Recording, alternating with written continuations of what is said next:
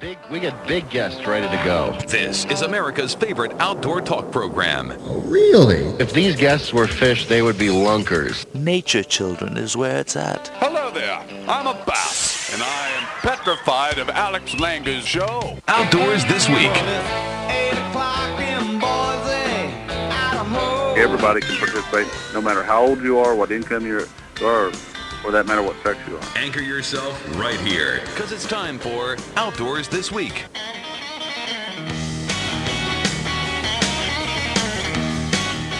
Welcome back to Outdoors This Week. I'm Darla Bardelli. Thanks for hanging with us.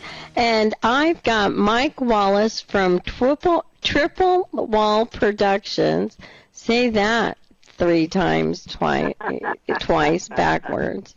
I can't even say it one time forwards. Anyway, Triple Wall Productions is Mike's.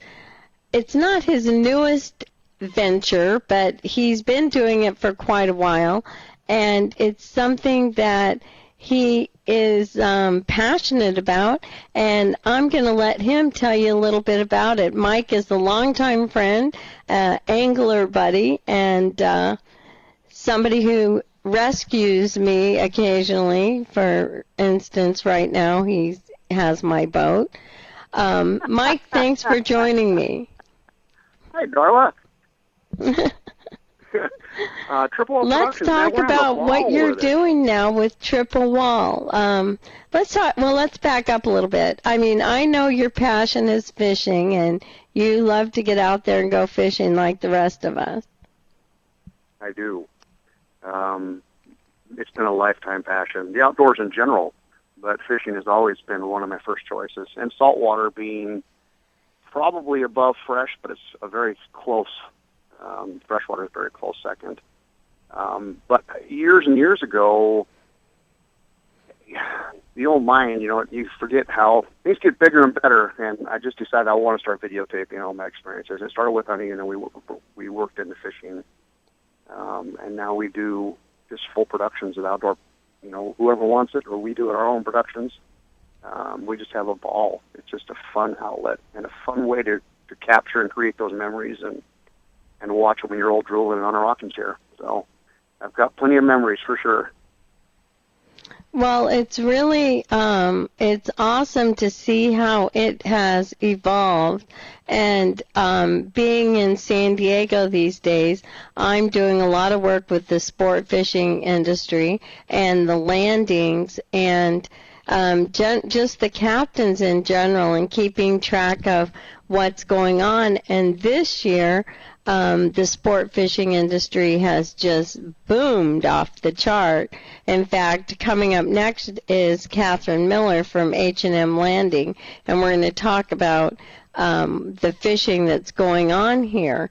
But I know you work a lot with the Intrepid on some of their charters, correct? I do.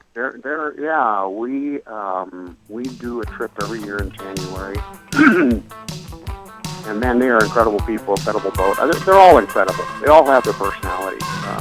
Intrepid. They do. We're going to take a short break, and we'll be right back with more of Mike Wallace from Triple Wall Productions. You can actually find him on Facebook at Triple Wall Productions. But if you want to see his videos, head on over to YouTube.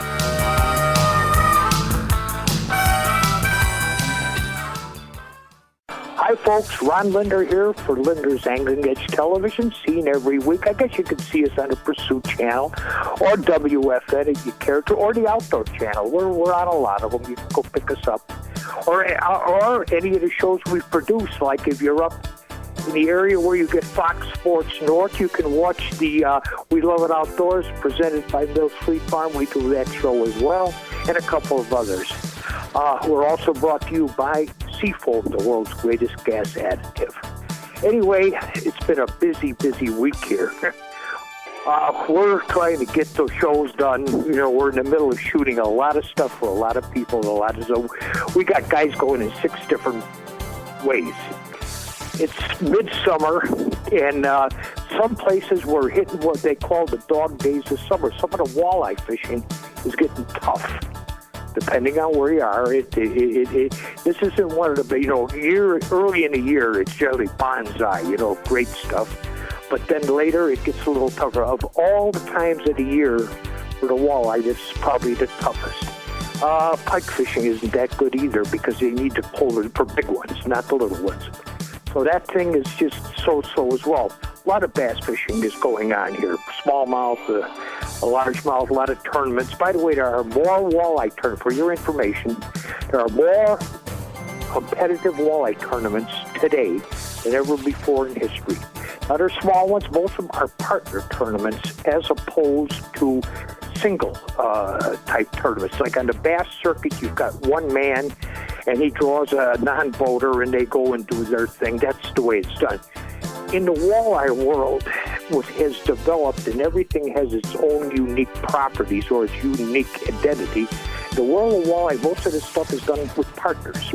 And the way they do this, and a lot of them they take a third person and they put it in the boat as a watcher. So when you come as a three-man team, and the odd person goes in the other boat. He is their keeper honest man. And the two guys do their thing and they fish together. One of the reasons is because trolling is a big deal in the world of walleye. Whereas in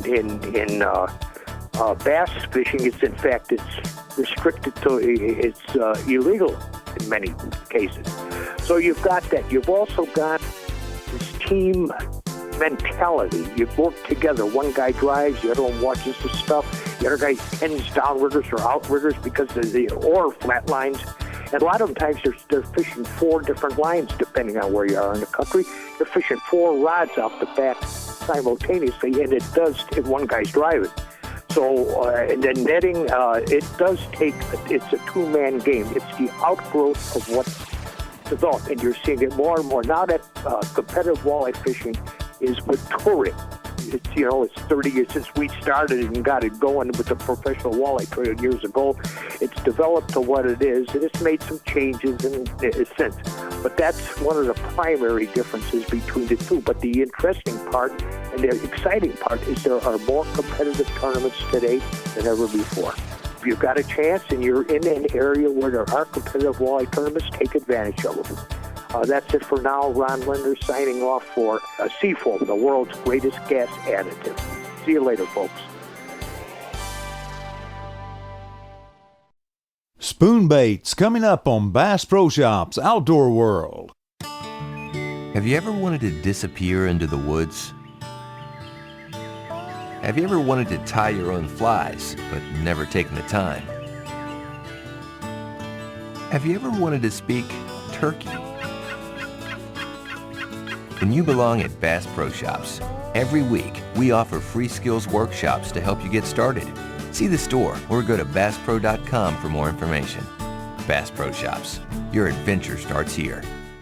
Spoon baits are also called wobblers because their side-to-side movement in the water when retrieved. They catch all species of fish, both freshwater and saltwater, and you need to always have some in your tackle box. Spoon baits come in 2 types, either polished on both sides or colored on one side and polished on the other. The spoon reflects a lot of light and flashes brightly in the water when retrieved. Spoons can feature a single hook welded to the underside of the spoon or have a treble hook attached to a small ring at the end of the spoon. Some treble hook spoons also feature a skirt for added color and attraction. Spoon baits cast easily and accurately and can be fished at any depth. They can also be cast and retrieved or trolled behind a boat. The versatile and fish-catching machine, the spoon bait. Now for more tips, go to BassPro.com and click on One Source, News and Tips. I'm Larry Whiteley, and this is Bass Pro Shops Outdoor World. Welcome back to Outdoors This Week. I'm Darla Bardelli in for Alex Langer, and with me is Mike Wallace from Triple Wall Productions. Now, if you want to go see some of the stuff they do, head over to YouTube and just type in Triple Wall Productions, and you will be able to, the first thing that's going to come up is give you kind of an overview about what their company's about. Mike, let's talk a little bit about that. Okay. Yeah, we started with me and 2 of my boys. That's why it's called Triple Wall and Triple Wallace. I have a very talented family, both in still photography and videography. and all of us love the outdoors. And it's just become an obsessive passion for us, and we've got quite a bit of momentum. And we're not overly worked, but we're worked enough that we're pretty excited about what's happening. Bait Wraps just contacted us about a month and a half ago and put us on their pro staff, which is kind of fun. They're a great company. The Intrepid has embraced us and lets us come on their boat once a year and do a full-length production called Going Long. Fun. In the future, we'll have, and we talked briefly about this, Darla, earlier, we'll have a sister company called Triple Wall Outdoors, which is going to be strictly fishing and hunting. Soon you'll be able to see some full-length videos on that site, too. So we're excited. A lot of good things happening. That's pretty exciting. You know, a lot of people don't think about the fact that when they go on trips that they're not getting enough pictures and especially enough video taken. And when you're going out on a trip that you've spent $300, $500, $1,500 for, you know, especially guys that are going on those long cow tuna trips. Yes. Those are expensive, and having a video done of something like that is worth its weight in gold. It's so fun. I to this day, I still watch every one of the full-length videos, and I filmed them, and absolutely love them, and it just brings back so many memories. I'm in the process of editing the 5th Going Long on the Intrepid, and it's just so fun to scrub through all the video and see all the friends that we made, just all the experiences, the food, the friends, the atmosphere, the sea life. Kevin is amazing. Kevin Osborne, the captain. I mean, the crew is just amazing. They just took on Jesus. He's great. I fished with him before. Anyways, like I said before a break, there are so many good charters out there. So many. And I don't mean to push the Intrepid, but that's the one I do the most work with. There are so many other boats that are amazing, and I think it's something everybody should do. And you're right. Some of these trips are once in a lifetime. Some people can only afford to do a long range once. And it's sure fun to be able to watch it over and over. That's the thing. And I will tell you, I work with some of the boat captains. I've got a boat captain right now. He does half-day trips. He does 2 a day, and then he does 3 a day on the weekend. And you wonder how you get 3 half days out of a weekend day. But I like that attitude.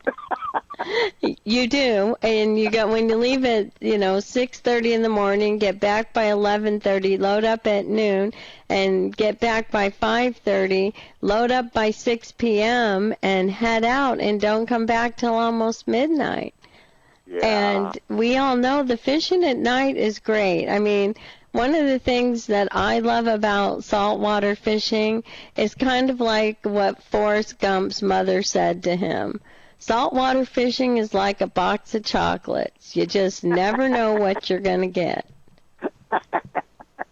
Yeah, it's pretty fun stuff. And that's what makes it so much of an adventure. But my boat captain that goes out twice a day, if I get him to send me 1 or 2 photos a week for his Facebook page, I'm lucky.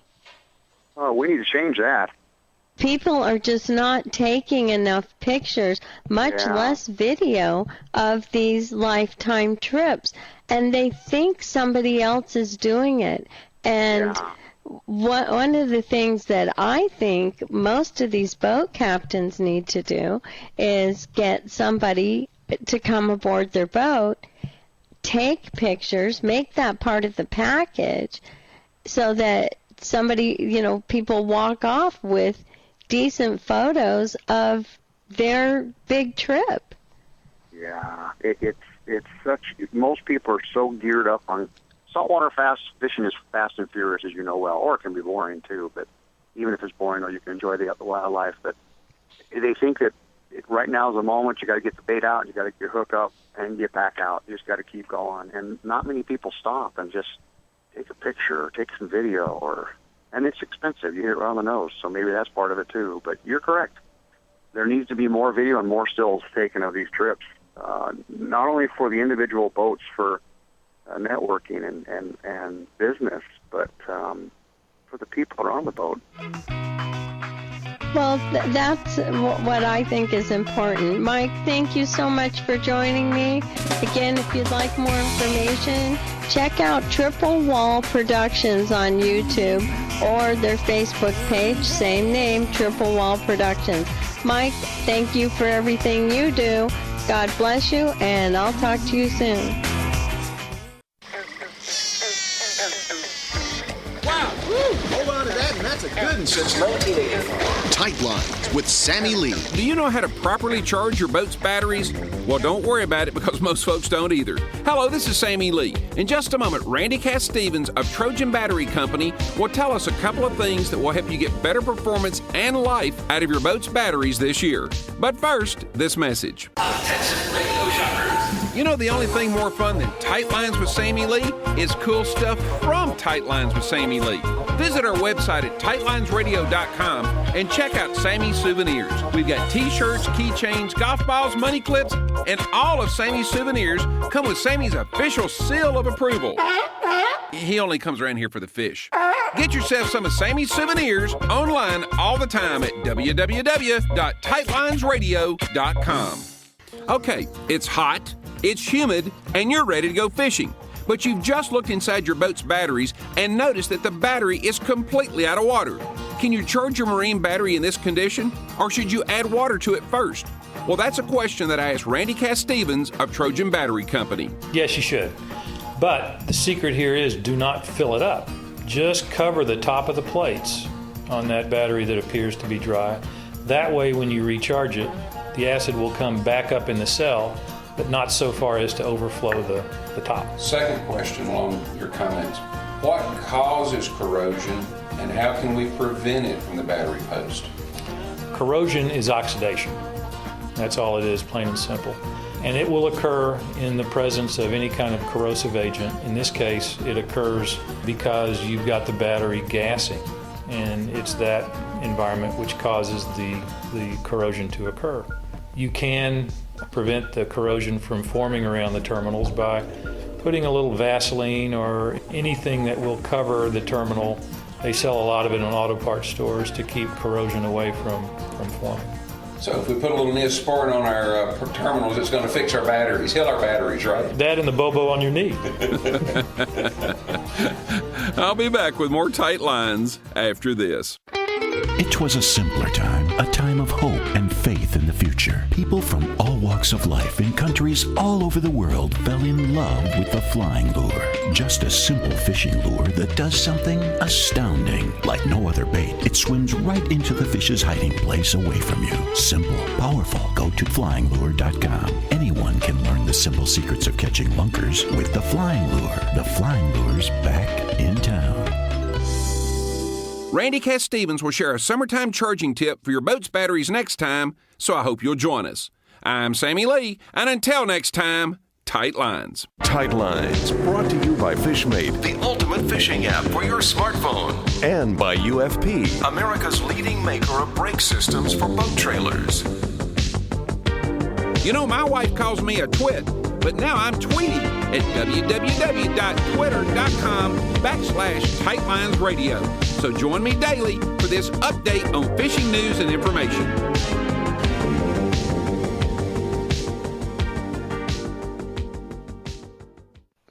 Welcome back to Outdoors This Week. I'm Darla Bardelli in for Alex Langer, and joining me is Catherine Miller from H&M Landing. Catherine, thank you so much for joining me today. And the fishing is hot, hot, hot in Southern California.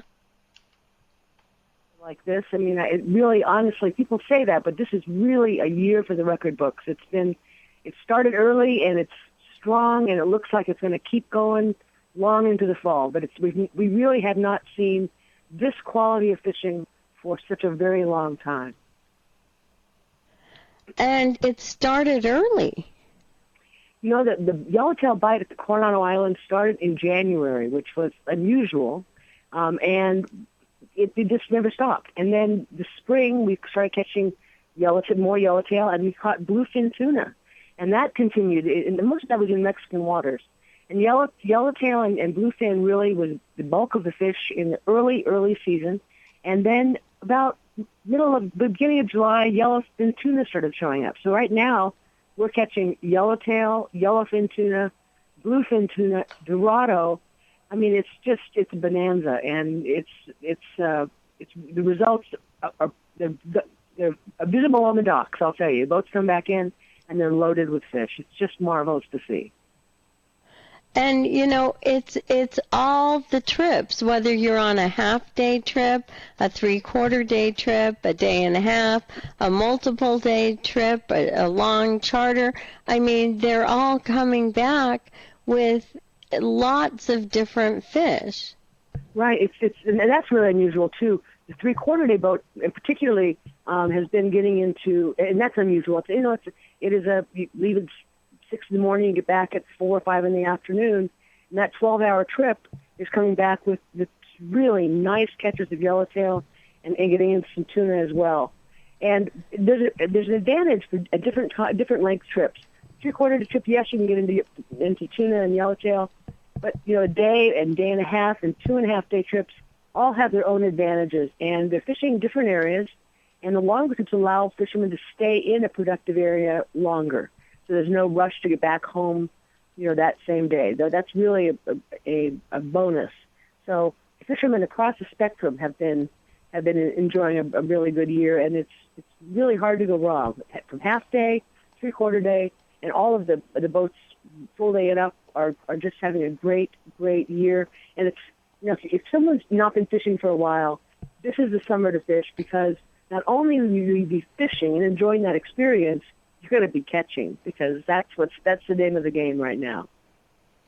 Well, and from everything that I see, and one of the captains, and I was glad to finally see this, we see fish counts, and they can be deceiving, because you see a boat come in and it may have, say, 50 anglers, and it looks like they only caught 40 fish, and you think, well, that's not even a fish for everybody. But what they don't generally tell you is all the ones that they threw back. Right. There's that. I mean, that's particularly true in bass fishing, calico bass fishing off the coast. It's been great. Calico bass, sand bass are all biting right now in big numbers. But when that species of fish, we're throwing back the small ones. And so that particularly applies to the half-day boats. On the longer boats, you may see a boat come in and it doesn't look like many fish coming off the boat, but that may be because they've been all filleted on board. That's another service that is available to anglers, and so they get off the boat and their fish is ready to take right home with no muss, no fuss. And that's one of the things that's really awesome that people don't think about, is the fact that there really is a trip for anybody in any price range, any day of the week. And the crews on the boats out of San Diego have a reputation for being, professional, for really being of assistance, and people that may not have fished the ocean before, or may not have fished at all before, can count on getting the support they need and the instruction they need right there on the deck. Learning by doing, and the crews are really ready to help. New anglers and experienced anglers both. And if people want more information, they can contact the landing, correct? That's correct. And that's either by phone or by website. And the website is hmlanding.com. And the phone number is 619-222-1144. They can actually book trips directly online. And what's so neat about that is that you really can look at a menu of trips. It gives you the amenities of the boats. It gives you, if they have a Facebook page or a website, to check them out further. But it does allow you just a complete menu of the types of fishing that you might want to do. Right. And I think a lot of people think that if they want to go on a charter trip, it's going to cost them an arm and a leg, when indeed it's really not. If you put together a group of anglers that are going to go out and you split the cost of a charter, it's really affordable. You know, and trips run, half the trip starts $45, and a day trip may run from $150 to $195 a person. But that's a full day, 24-hour trip. I mean, it's really a bargain, and no matter how you look at it. It really is, and it's an unbelievable opportunity. Again, that's hmlanding.com. And Catherine, what's the phone number? It is 619-222-1144. We're going to take a short break, and when we come back, Catherine's going to talk about what's coming up this weekend, which is the Young Anglers Tournament. Very exciting stuff, and it is something that's open for kids. It's free, it's fun, and it's to help get kids into fishing. So don't go away. We'll be right back with Catherine Miller from H&M Landing, and we're going to talk about the kids fishing tournament. Don't go away.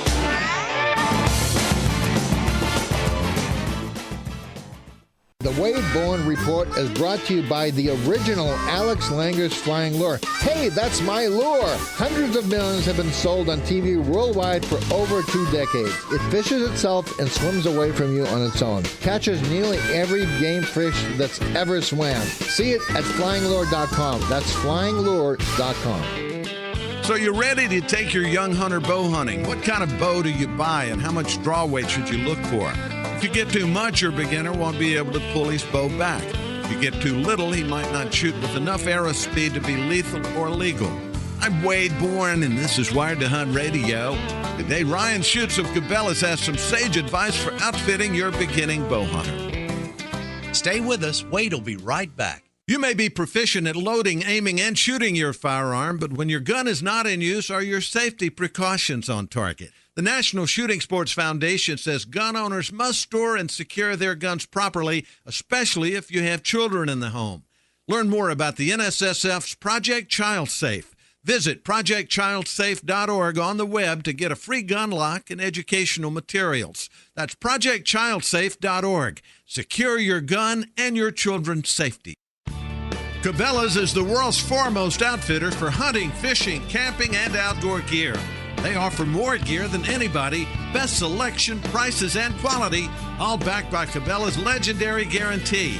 Shopping with Cabela's has never been easier or more convenient. You can outfit all your needs through Cabela's catalogs, website, and their many stores. Check them out at Cabela's.com. Cabela's, the world's foremost outfitter. This is Wired to Hunt Radio. Ryan Schutz of Sidney, Nebraska, oversees Cabela's archery division. Now, Ryan is a big believer in getting youngsters involved in bow hunting early on. He says this sport teaches patience and instills confidence. Plus, it's a good way for youngsters and older hunters to spend some quality time together in the woods and in camp. I asked Ryan, when it comes to buying a young hunter his or her first bow, how much draw weight should you consider? Most states have legal draw limits of 40 pounds. I know Nebraska is one of those states. A lot of states are that. So I'd say you definitely need to check with your state regulations on what that draw weight is. But what we recommend is that you get into a bow that's adjustable up to 40 or over where that legal limit is. So they have a good chance on, so like the Instigator I was just talking about, where it can go down to 30. We like the idea that you get your young archer shooting great at 30 pounds, and you'd be surprised how quickly those muscles grow and strengthen, and then move it to 35, and then move it up to 40 or 45 to where they feel really comfortable, but they have definitely enough poundage to take down that animal legally and humanely. That's Ryan Schutz, and check out Cabela's complete line of bows and accessories for young archers. To learn more, visit Cabela's.com. That's today's Wired to Hunt Radio. I'm Wade Bourne saying thanks for listening and get outside. Welcome back to Outdoors This Week. I'm Darla Bardelli, and with me is Catherine Miller from the H&M Landing out of San Diego, California, where we have been talking about the upcoming Youth Anglers Tournament. And this is an annual tournament that gets young anglers involved in fishing, and it happens at the Shelter Island Pier, and it's this weekend, Saturday, August 9th, from 7:30 a.m. to 1 p.m. Catherine, why don't you tell us a little bit about this tournament? It's been going on for, 12 years? It's put on by the San Diego Sport Fishing Council and the International Game Fish Association, the IGFA. And we invite kids 6 to 15 years old to come out and fish. We have loaner fishing equipment, and we provide all the bait. We provide mentors on the pier to help kids that may need a little assist, and we spend the day catching fish, and it's all a point system. At the end of the day, at the end of the fishing period, we tally up the points, and there's a winner found in each of those age categories, from 6 to 15, and an overall winner gets his name on a perpetual trophy that we have there. We keep them at the pier. So it's really a fun day. We've got a lot of kids out there for the very first time, and then we have kids as well that come back year after year. So it's a nice, easy way to introduce kids to fishing, and we've got lots of assistants around. The San Diego Rod and Reel Club, San Diego Anglers, and others come down and lend their support, and we're really grateful for that. So we've got everything you need. We've got fishing tackle. We have the bait. In fact, we serve lunch. So it's a fun morning, and it's a good way to get kids introduced to fishing. And this event is completely free for kids, right? Absolutely free. We provide everything. The Port of San Diego is a major sponsor, and we've got contributions from Squidco, provides the bait. We've got Akuma fishing rods, provides us the rods and reels that we use, and many of the prizes. And we've got from tackle manufacturers and others around. Bug Band is bringing us some product to give to the kids. We've got products from Anglers Arsenal, from the Sport Fishing Landings have all given us tackle as well. So it's lots of prizes, lots of fun, and it's all free. And the information, where can it be found? Where's the easiest place for it to be found? The easiest place is on our website for the Sport Fishing Council, and that URL is sportsfishing.org. Now, you can also look us up on Facebook. Both the San Diego Sport Fishing Council has a notice on its page, as does Day at the Docks Facebook page. So you might look there as well. There's some interactive comments going on these days about people looking forward and their excitement about this upcoming tournament. So either one of those sources is a good place to find it. And, there's nothing better than introducing a kid to their first fishing experience. We found that out at Day at the Docks. We've been doing that for 35 years, and it's amazing. We get kids coming back now that are fully grown that say they caught their first fish with us, and it's very fulfilling to know that you set somebody on a path that in a sport they'll carry with them their whole lives. It's just great. I shouldn't seem to have lost you, but there's no fishing license required on piers. That's a real positive. Right, and that's what makes fishing off the pier so fun. And again, a lot of people don't realize you can catch all sorts of fish off the pier. Yes, in fact, most recently I've seen some incredibly beautiful halibut come off the pier, and that's been probably the nicest fish. There's been some bass caught as well, but it's surprising. The fishing season isn't limited to offshore. Our bay is experiencing some nice catches as well. Well, I was fishing off of Oceanside Pier with my grandsons, and a guy probably 10 feet away from us caught a 4-foot sand shark. Ooh, that's exciting. Yeah, it was very exciting. Are you kidding? Everybody on the pier came down to the end of the pier. I thought it was going to break off. That's an old pier. it's funny, it doesn't matter sometimes exactly where you're standing to see, how you present that bait and what fish happens to spy it and get it.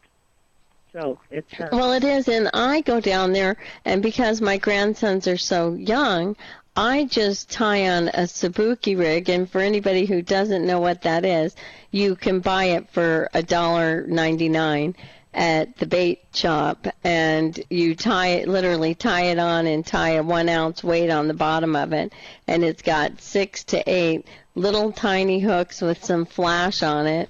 And I tend to put a little bit of mussel or shrimp, and when I mean a little bit, I mean a little bit, because it's got teeny tiny hooks on it, and you just toss it over the side and jig it a little bit, and pretty soon you have 5 or 6 fish. So we want to invite everybody out to the Young Anglers Tournament. Catherine, thank you so much for joining me, and I'll see you on the water.